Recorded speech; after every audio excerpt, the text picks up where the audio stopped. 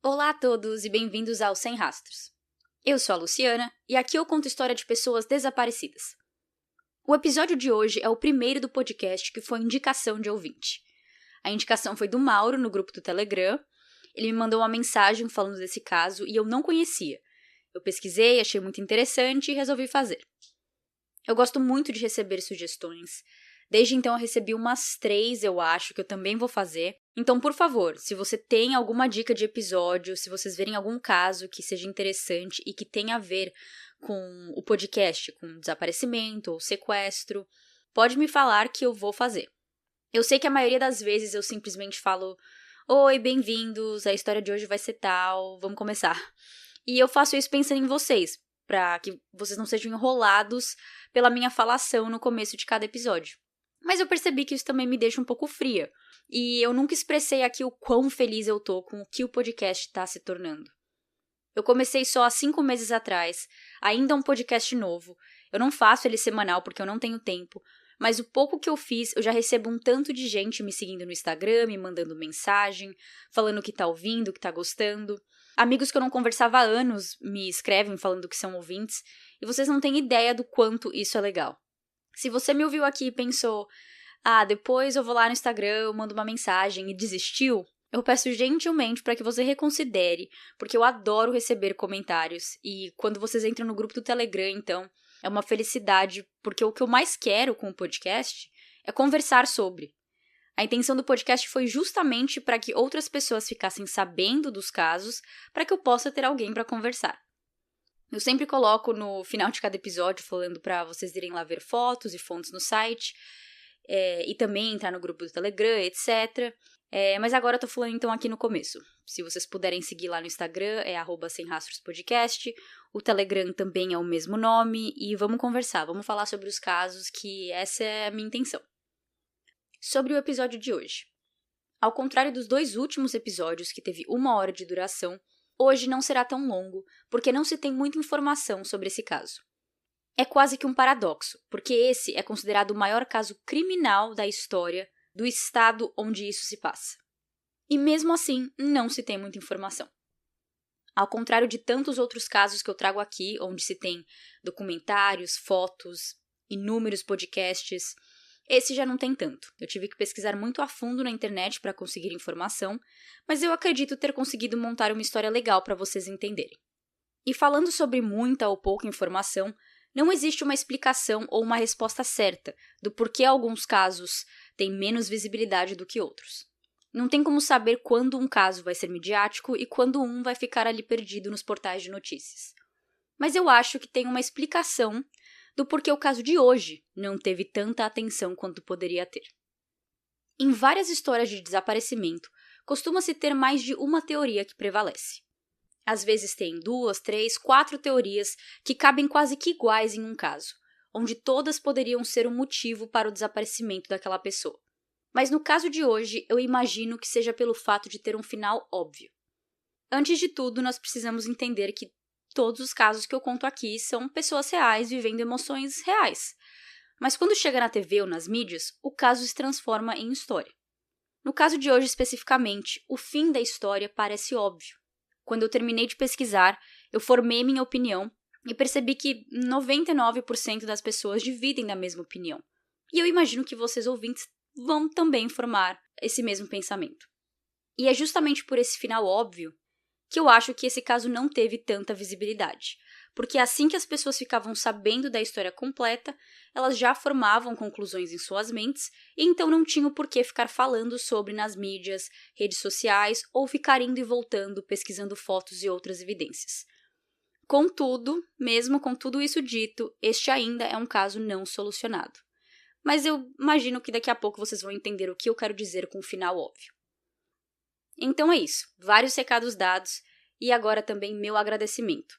Mauro, muito obrigada pela sugestão do caso, como eu disse eu não sabia e eu espero que você goste do jeito que eu vou contar a história. Sejam muito bem-vindos ao Sem Rastros. Hoje eu conto a história do desaparecimento de Ayla Reynolds.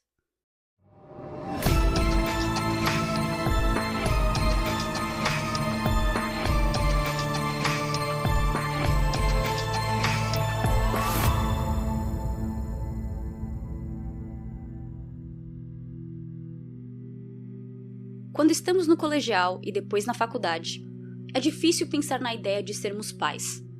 Nós ainda estamos formando nossas mentes com opiniões e gostos próprios, tentando achar nosso lugar no mundo, e cuidar de um bebê nessa idade faz com que nós deixemos nossas vidas em segundo plano enquanto cuidamos do pequenino que só sabe expressar seus sentimentos com choros e barulhos, mas ainda longe de palavras formadas. Trista Reynolds e Justin DiPietro viram isso acontecer com eles. Aos 21 anos, ela engravidou de Justin, que nem seu namorado era, e sim apenas um amigo colorido. Na verdade, acho que nem isso ele era, e sim só uma relação de uma noite.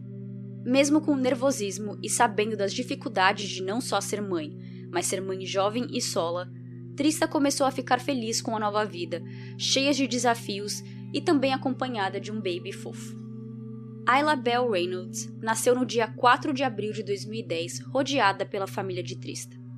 Ela diz que Justin negou ser o pai de Ayla até um teste de paternidade ser feito e confirmar que sim, ele era o pai. Mesmo com provas, Justin nunca foi muito presente na vida da criança e, por isso, Trista não tinha nenhum acordo judicial sobre visitas, custódia ou guarda compartilhada. Ela deixava Justin ver Ayla sempre que podia, sem grandes problemas. Na noite de sexta-feira, 16 de dezembro de 2011, Ayla, que agora tinha quase 2 anos de idade, estava na casa de seu pai, na 29 Violet Avenue, na cidade de Waterville, no estado de Maine. A pequena casa de 3 quartos e um banheiro pertencia à mãe de Justin, Phoebe, mas ela não estava presente. Naquela noite, quem estava na casa era Elisha, irmã de Justin, filho da Elisha, a namorada do Justin, Courtney, e o filho dela. Então, nessa noite, tinham 6 pessoas na casa. Elisha e seu filho, Courtney e o filho dela, e Justin e Ayla. Trista ligou em algum momento da noite querendo falar com Ayla. Justin disse que não, porque ela estava assistindo um filme. Às 8 da noite, Justin colocou Ayla para dormir em um quarto no andar térreo da casa. Às 10, a irmã de Justin, Elisha, checou Ayla, viu que estava tudo bem, fechou a porta atrás de si e foi dormir com seu filho em outro quarto, também no andar térreo. Justin, a namorada Courtney e o filho dela foram dormir no quarto de Justin, que ficava no porão da casa. Então essa casa tinha 2 andares. O térreo, que é o andar principal, onde tem todos os cômodos, e um andar embaixo, onde ficava o porão, e eles transformaram no quarto de Justin. Na manhã seguinte, às 8h51 da manhã, a polícia recebe a ligação de um pai, dizendo que ele tinha acabado de acordar e sua filha não estava no quarto. Assim, nessa manhã de sábado, começa o que viria a ser a maior investigação criminal do estado de Maine e a 3ª maior busca de uma criança desaparecida. 2 policiais foram enviados para a casa de Justin em 10 minutos. Depois veio mais polícia, bombeiros e rapidamente a busca foi aumentando. Às 10 da manhã, Trista estava dormindo no carro de seus sogros enquanto os 3 viajavam para outra cidade em Maine para visitar o atual noivo de Trista em 2011. Ele estava preso em uma prisão na cidade de Matthias e eles estavam fazendo a viagem de 4 horas de carro de Portland até lá para visitá-lo. Foi durante essa viagem que o celular de Robert, pai do noivo de Trista, toca, e do outro lado da linha é Ron Reynolds, o pai de Trista. Ele avisa Robert que eles têm que voltar porque Ayla está sumida e os policiais querem falar com a mãe. Trista volta e ela é entrevistada por um detetive por 2 horas. Nessa conversa, ela falou que a última vez que viu a filha foi dia 21 de novembro e a última vez que falou com Ayla pelo telefone foi dia 8 de dezembro. Agora eu vou falar muitas informações com datas, mas elas não são necessariamente importantes para o caso, mas é só para vocês entenderem quando cada evento aconteceu e ver também o quão rápido as coisas foram acontecendo. No dia seguinte ao desaparecimento, 18 de dezembro, o FBI se juntou a mais de 75 policiais, familiares, amigos e voluntários para procurar por Ayla na cidade de Waterville, principalmente nas áreas próximas da casa de Justin.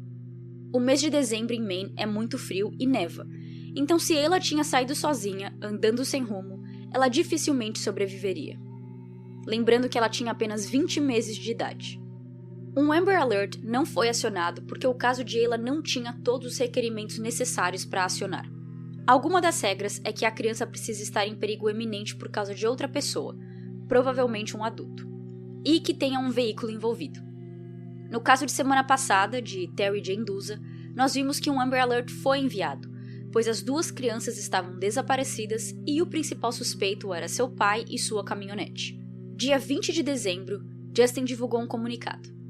Eu não tenho ideia do que aconteceu com Ayla ou quem é o responsável. Eu não farei acusações até que a polícia tenha provas de quem é o responsável. Ayla estava comigo integralmente quando desapareceu, por um acordo entre a mãe dela e eu, porque Trista estava temporariamente indisponível para cuidar de Ayla. Sempre foi minha intenção ter guarda compartilhada com a mãe de Ayla e eu continuarei trabalhando nisso quando Ayla voltar. Nós continuaremos fazendo de tudo para ajudar na investigação. Por favor, respeite nossa privacidade nesse momento. Dia 22 de dezembro, as famosas fitas amarelas escritas Crime Scene são colocadas em volta da casa de Justin, deixando claro que a polícia estava tratando o local como uma cena do crime, enquanto procurava por pistas dentro da casa. 26 de dezembro, a polícia faz um comunicado. Nós acreditamos, a esse ponto da investigação, que Ayla não saiu andando sozinha. A planta da casa e os passos que ela teria que dar para sair faz com que essa teoria seja pouco provável. Seria muito difícil para ela abrir a porta e sair. Nós também consideramos seu tamanho. Ela é uma criança e mesmo já andando, ela ainda cambaleava e caía.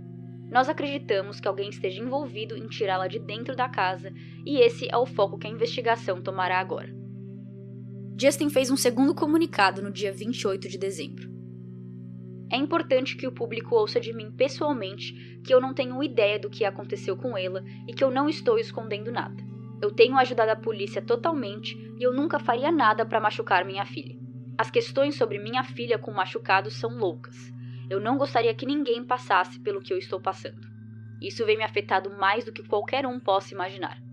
Eu tenho que acreditar que ela está com alguém e eu só quero que essa pessoa ache a coragem de fazer a coisa certa e nos devolva a Ayla, mesmo que seja a deixando numa igreja, hospital, qualquer coisa. A verdade é a verdade e quando esse caso se resolver, vocês verão. Até lá, se mantenham positivos enquanto eu me mantenho confiante que Ayla voltará sã e salva. Quando Justin fala sobre machucado em seu comunicado, ele se refere a um braço quebrado que Ayla tinha na época de seu sumiço. Ele disse que em uma noite chuvosa de novembro, ele levou Ayla para o mercado e na volta, na hora de entrar na casa, carregando Ayla em um braço e sacola de compras no outro, ele escorregou, Ayla caiu e ele caiu em cima dela. Phoebe, mãe de Justin e avó de Ayla, disse que essa história é verdadeira, pois ela estava dentro da casa, na sala, quando eles estavam entrando, e que mesmo não tendo visto o acidente, ela ouviu um barulho que condizia com alguém caindo. Segundo Justin, Ayla estava agindo normal depois de cair, mas na manhã seguinte o braço estava bem inchado, e foi quando eles decidiram buscar tratamento médico.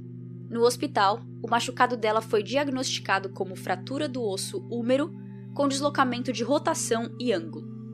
Médicos disseram que o braço estava com equimose e Ayla estava chorando. Enquanto Justin deu esses 2 comunicados oficiais e ficava longe da mídia, Trista fez o contrário. Ela falava com qualquer um que lhe dava a chance, fazendo de tudo para deixar o caso vivo na mídia e na mente de todos. E ela não falava só da investigação em si ou informações oficiais. Ela deixava bem claro sua opinião de que Justin sabia mais do que estava falando, que ele estava envolvido no desaparecimento de sua filha. E por favor, fale comigo, Justin, me conte a verdade, vamos trazer Ayla de volta para casa. No dia 31 de dezembro de 2011, as fitas amarelas foram tiradas e a casa foi devolvida para uso para a família de Pietro. Naquela noite, o mundo inteiro comemorava a passagem do ano e celebravam 2012, enquanto Trista sofria pensando onde sua filha poderia estar. E falando em Trista, eu gostaria agora de contar um pouco de sua história, antes de me aprofundar no caso, evidências e teorias. Trista e Justin moravam em Waterville, uma cidade pequena com apenas 15 mil habitantes em 2011. Em outubro do mesmo ano, Trista decidiu fazer um programa de 10 dias numa clínica de reabilitação. Trista teve uma vida conturbada por causa de seu vício em heroína, mas desde que teve Ayla em 2010, ela decidiu melhorar e ser uma mãe exemplar para sua filha. Ela voluntariamente decidiu entrar nesse programa e quando decidiu fazer isso, ela deixou sua irmã Jéssica encarregada de Ayla. Assim, sua filha estaria nas mãos de alguém que ela confiava. E tinha os pais dela ali perto também, que sempre foram um bom suporte para ela e para sua filha. Com todo um plano feito para que sua ida à reabilitação fosse a mais simples possível, Trista se despediu de Ayla e fez check-in na clínica. De alguma maneira, esse plano para a tia e avós de Ayla cuidar dela enquanto Trista buscava ajuda foi virado de ponta cabeça. O DHS, Departamento de Saúde e Serviços Humanos, bateu na porta dos Reynolds e disse que Justin tinha pedido para que Ayla se mudasse para a casa dele, o pai. Tecnicamente, essa é a verdade. Mas o departamento tem um procedimento a seguir e não simplesmente acreditar e trocar a criança de mãos. A funcionária responsável pelo caso tinha que ter feito uma inspeção na casa de Phoebe e Justin para determinar se estava em bom estado para uma criança morar. Contudo, a tal funcionária era amiga de Phoebe e de Pietro, e esse passo crucial foi pulado. Ela entregou Ayla a Justin sem seguir o procedimento adequado.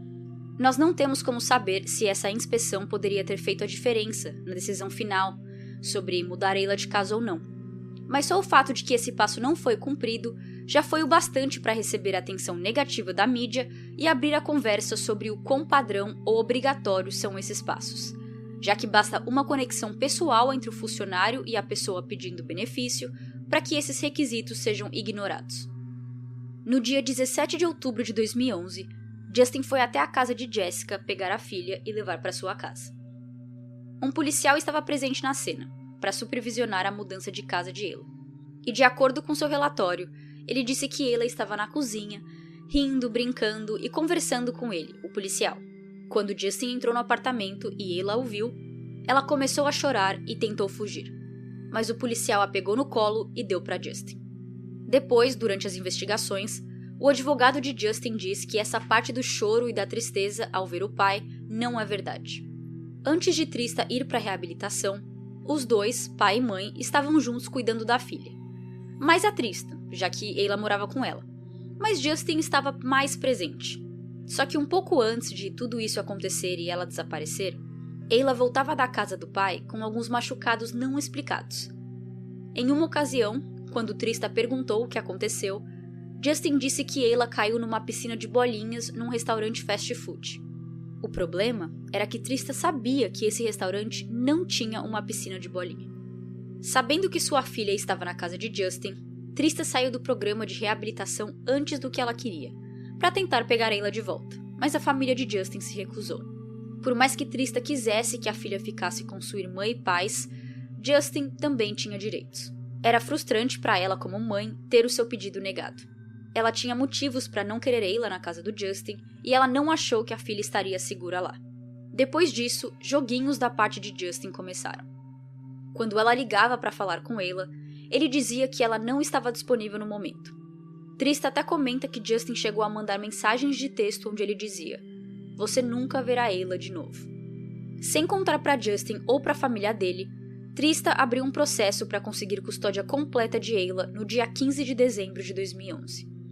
No dia 17, Justin ligou para a polícia dizendo que sua filha desapareceu.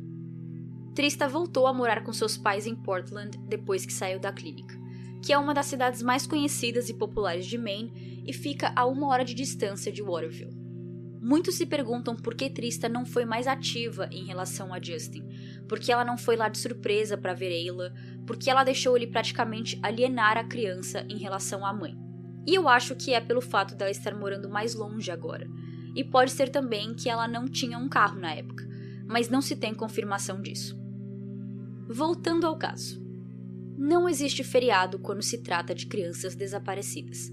Então os detetives continuaram investigando o caso na virada do ano e no mês de janeiro. Mais de 300 pistas chegaram para a polícia, e muitas delas vieram depois que uma recompensa de $30 mil foi colocada pelos negócios locais de Waterville, em uma tentativa de ajudar a achar Ayla. Como na maioria dos casos, as pistas não levaram a nada.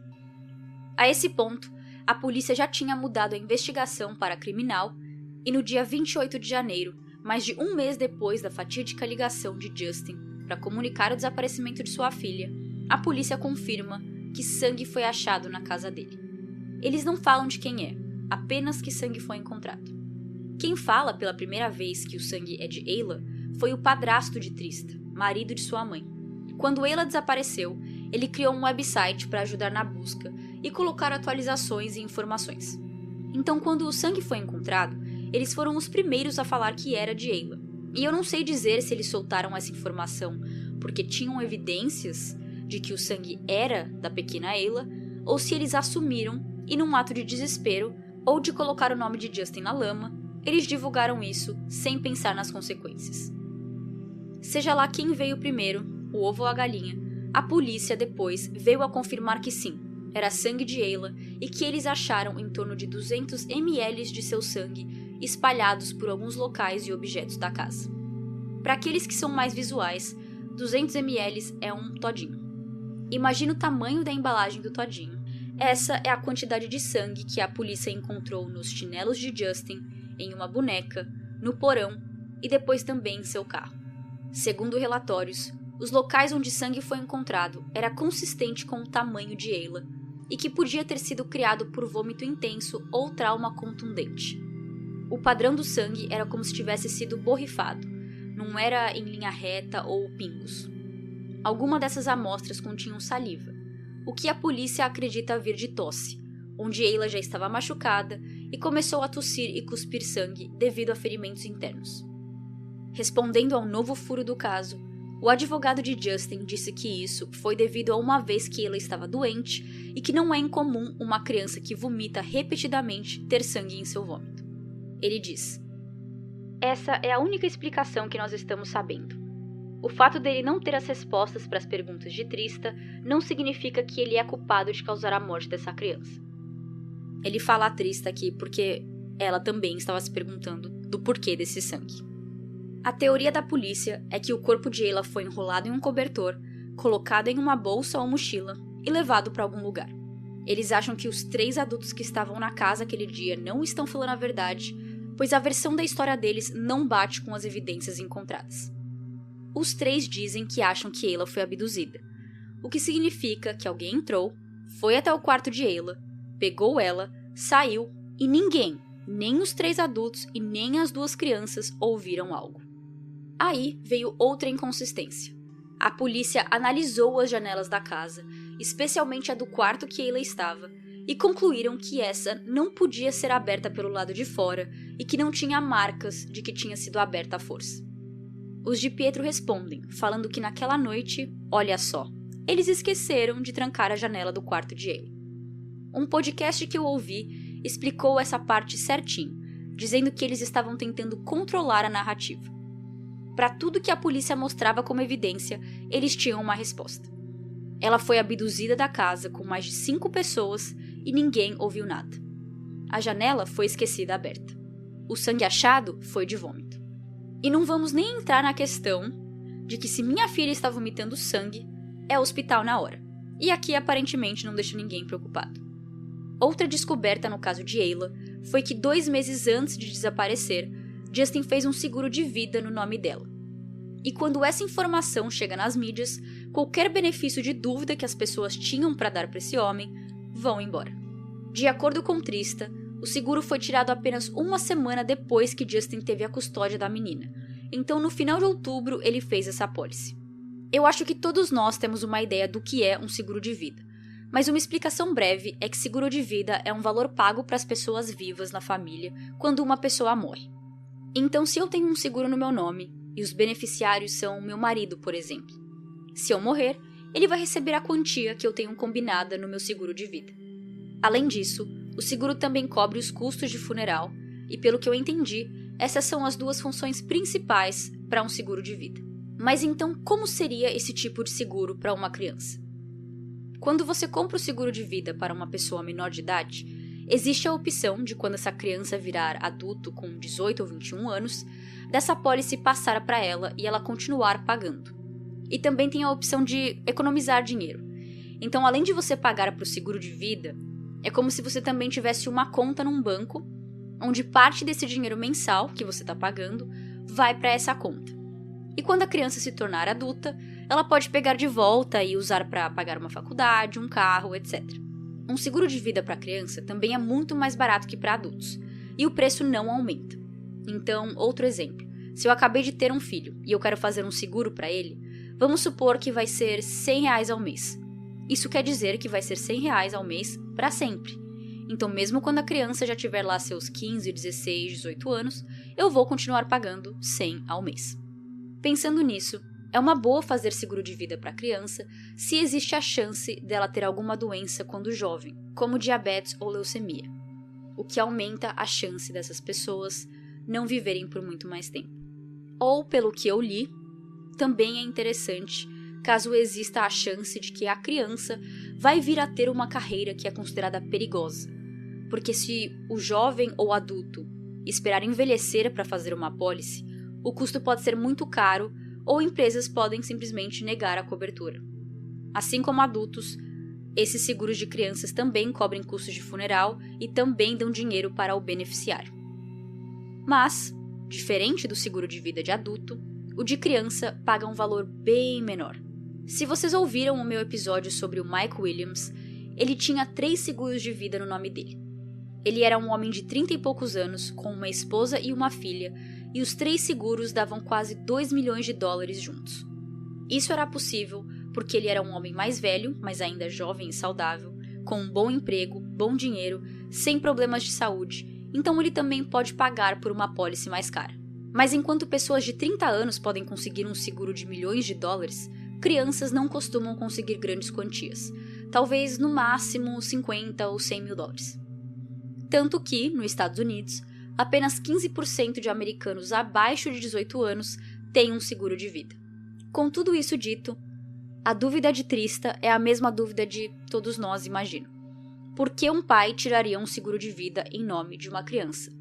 Ayla não tinha nenhum problema de saúde e essa decisão do pai ele fez sozinho, sem conversar com a mãe de Ayla. O que costuma acontecer é justamente o contrário. Mães e pais costumam fazer um seguro de vida no nome um do outro, deixando o beneficiário para os parceiros, mas também para os filhos, porque caso algum deles morram, os filhos não vão sofrer financeiramente. Mas o que deixa isso mais interessante é que, como nós também vimos no caso de Mike, você não pode coletar o dinheiro do seguro sem prova de que a pessoa morreu. Então, se nós acreditarmos que Justin tinha um plano em sua cabeça de matar sua filha para coletar dinheiro da apólice, Ayla estar desaparecida não ajuda em nada. Ele só pode coletar esse dinheiro quando o corpo da filha for encontrado ou quando eles receberem um certificado de óbito legal autorizado por um juiz. Mas isso costuma demorar anos.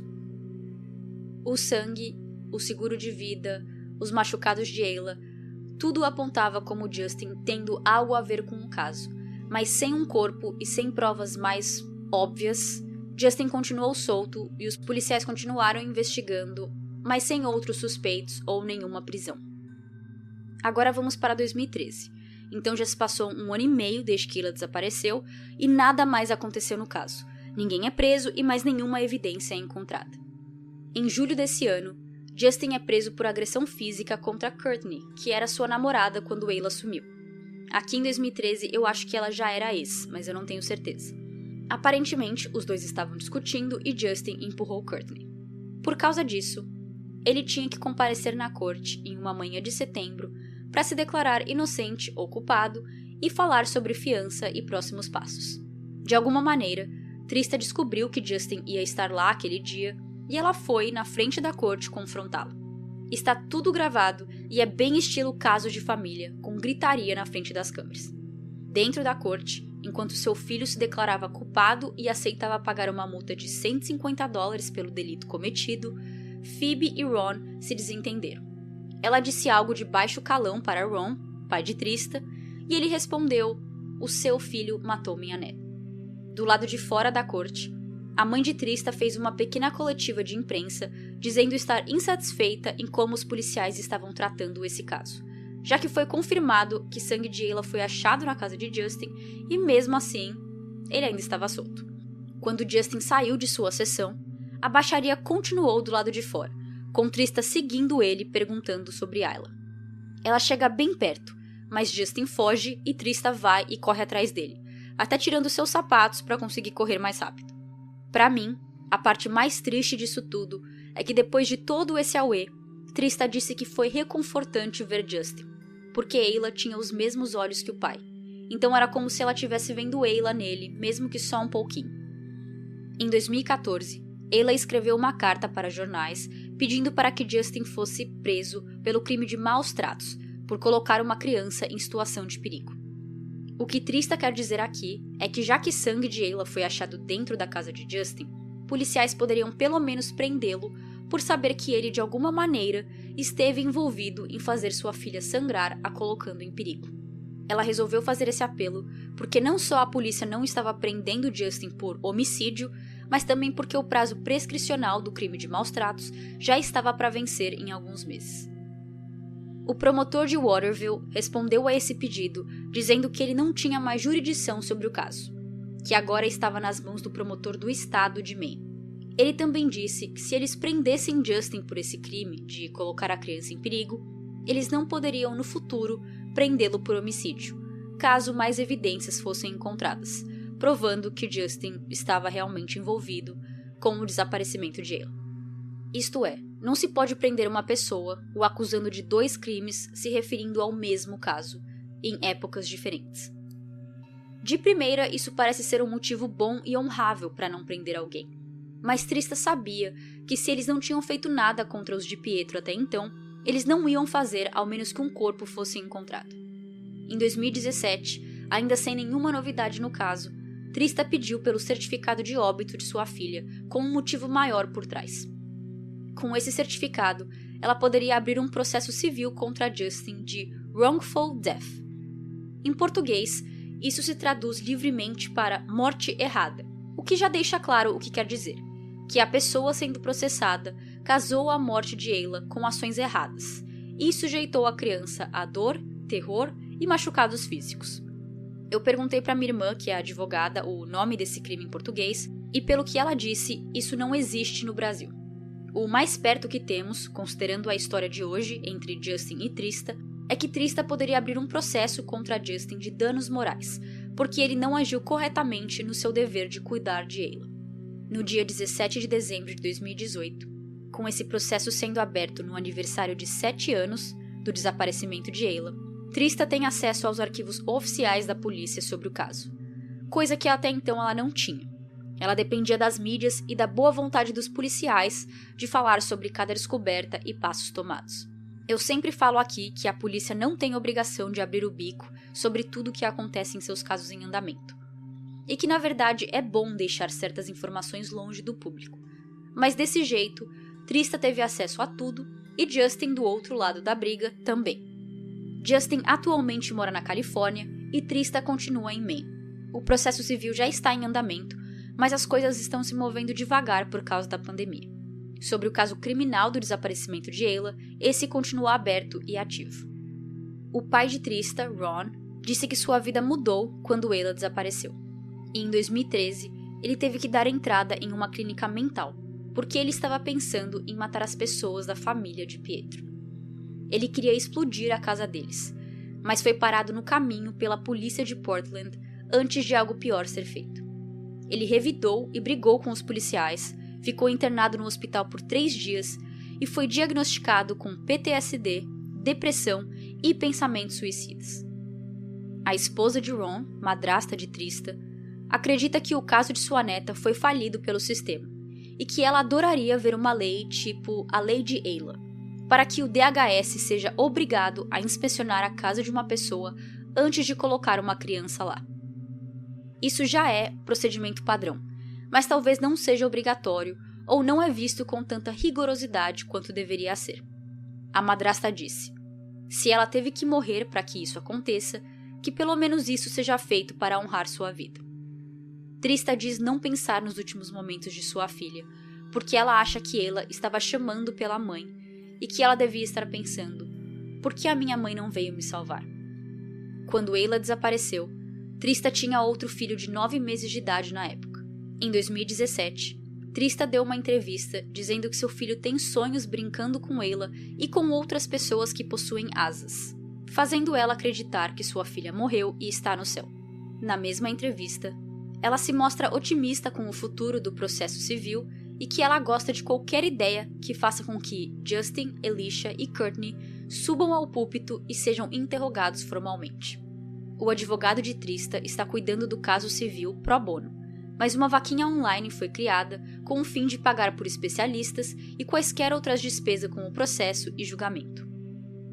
Ayla tinha menos de 1 metro de altura, 18 quilos, e a última vez que foi vista, ela estava usando um pijama verde de bolinhas escrito Daddy's Princess, e seu braço esquerdo estava engessado. Ela viveu com seu pai, na casa dele, por apenas 59 dias antes de desaparecer.